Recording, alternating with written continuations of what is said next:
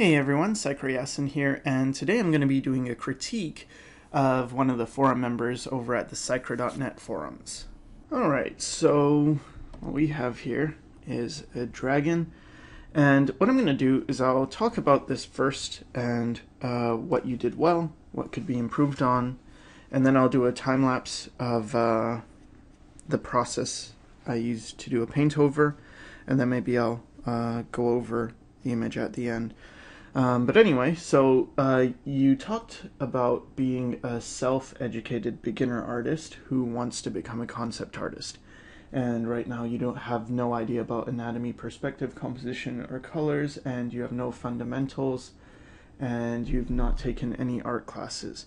Well, considering all that, I think you did a great job. And just looking at this image, I can tell you've got a future ahead of you.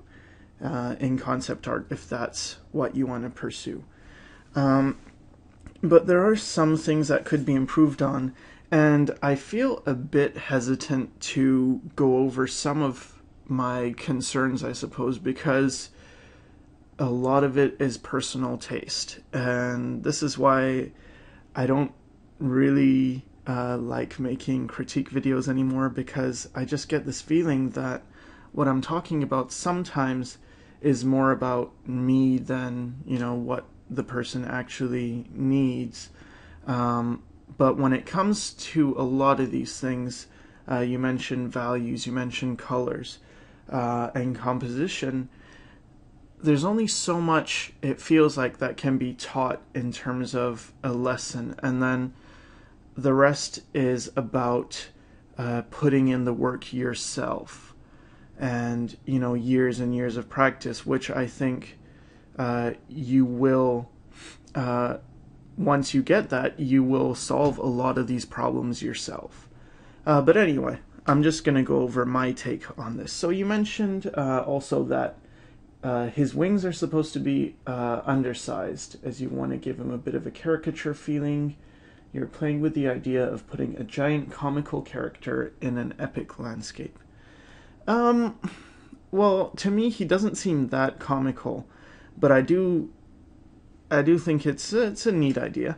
So, one thing I would do if I was you is maybe make the wings a bit smaller, because right now they look sort of in the middle. Of course, if it was supporting his body weight, the wings would probably need to be, really big. But right now it's not small enough to seem intentional.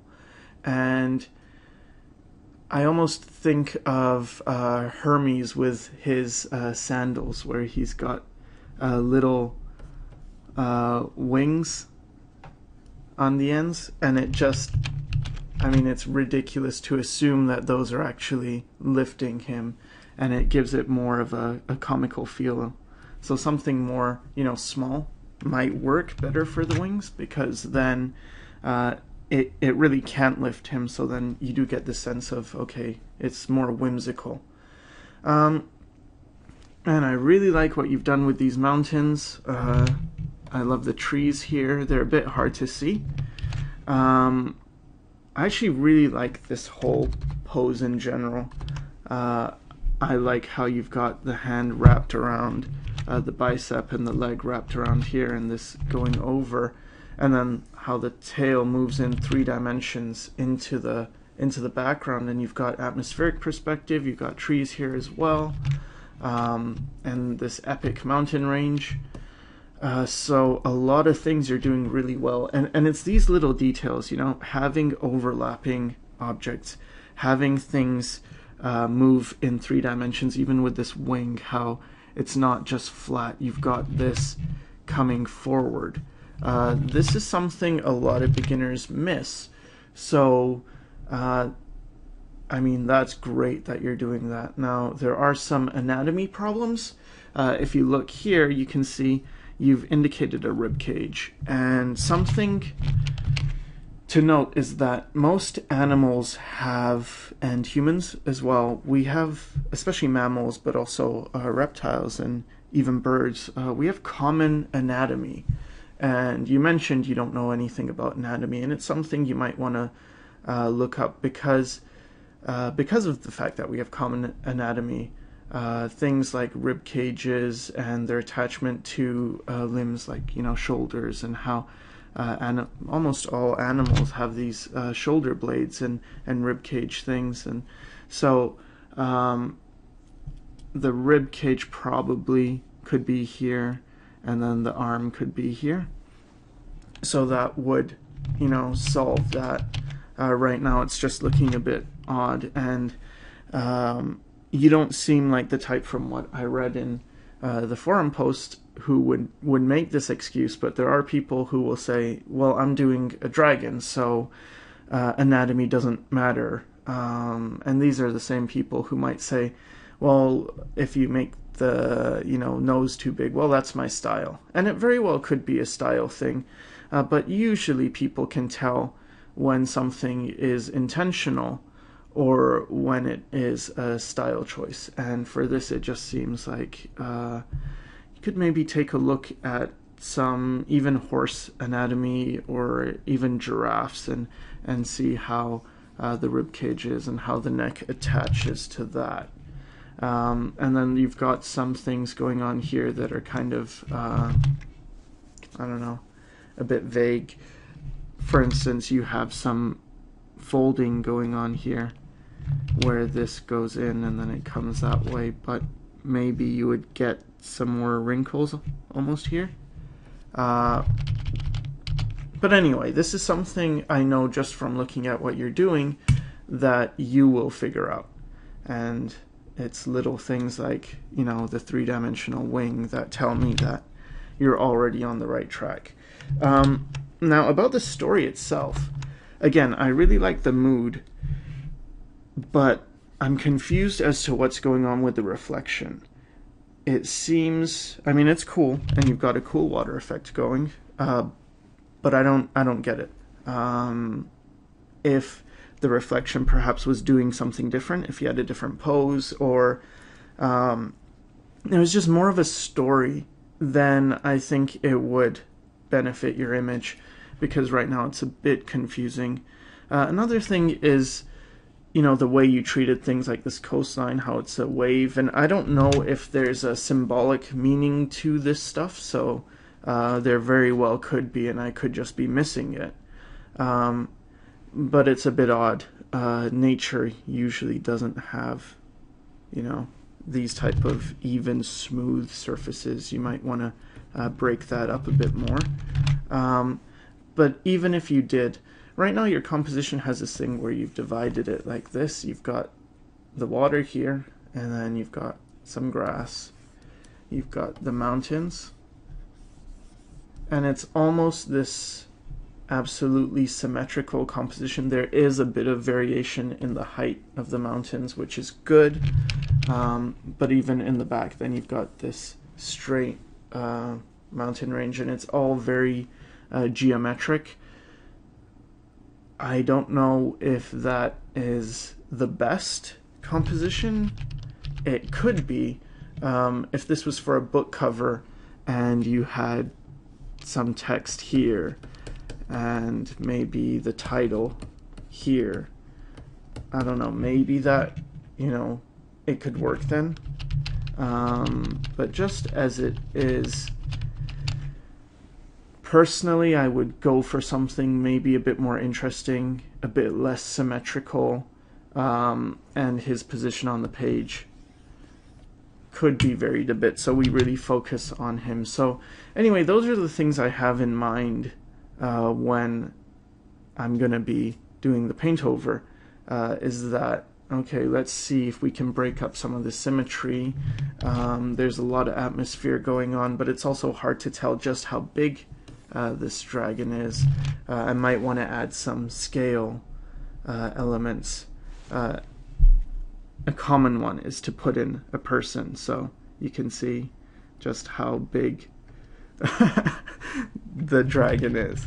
But I don't think that would be suitable for your image and your mood. So there's got to be another way to figure out scale. So anyway, let's get on to the time lapse.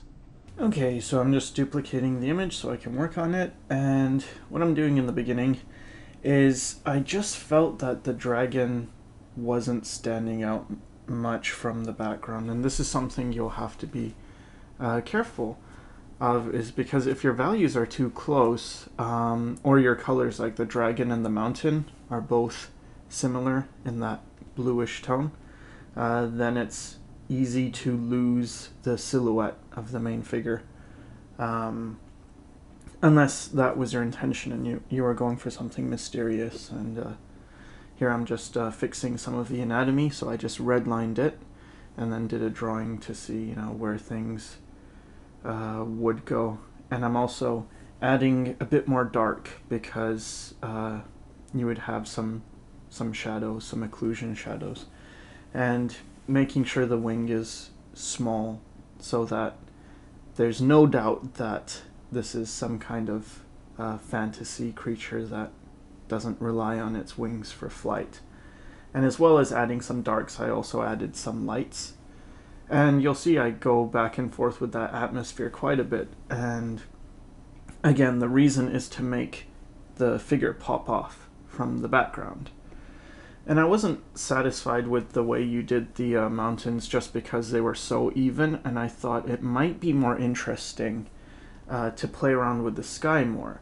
And that could sort of frame the dragon, especially the silhouette. And here I'm just adding some snow to the mountains, and I didn't use reference for this, so I'm making the mountains sort of what I'm used to seeing, which are Vancouver type mountains where I live, and so I'm sorry if those weren't the mountains you had in mind. I don't know, the mountains I guess you put remind me more of maybe like a Himalayan feel, and anyway, I probably should have used some reference, but anyway. So I also thought maybe the horns could be bigger just to make it more interesting for the silhouette. Anytime you have something different, like small wings or large horns, it's often a good idea to exaggerate that so you can make the wings smaller or the horns even larger. And I had some trouble with the water here.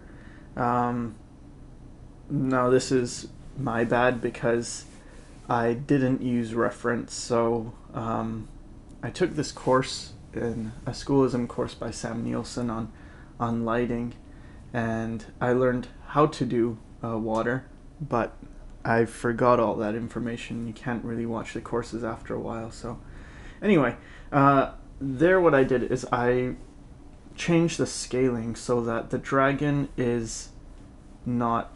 first of all, it makes him bigger on the page, because after all, he is important. And when I look at your image, it doesn't... I mean, of course we see that the dragon's there, but I just felt like it could be a bit more interesting if it was cropped a bit differently. And I also made the coasts go around so the lake is contained, and this again, it makes it a bit more interesting for the eye. And it's optional, you don't have to do this.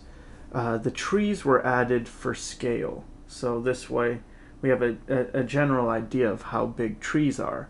So, including elements like trees, and I think I added some birds as well. Doing that will really help to let us know how big this dragon is.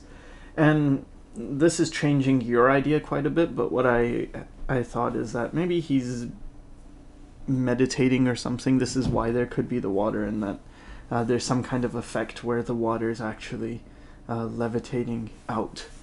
I don't think this is executed well, but anyway, that was just my idea, and that maybe that's almost like a hand sign instead of just I don't know, just, oh, I'm thinking. And something that you want to get in is a good balance between dark and light. And if you notice, way in the foreground, it gets lighter, and then there's a dark tree. So it goes like light, dark, light, dark, light, dark. I try and have that in there, and I wanted to bump up the saturation as well, so that's something I did. Now I also flipped the image and I added a layer so I can check the values, and this is really important because if it's not working well in black and white, often that means, you know, you're losing some of the potential of what the color could have. And yeah, I just wanted to play around with more colors. Don't just keep it one dead color. And adding some of that blue and effects, and they're kind of gimmicks, but yeah.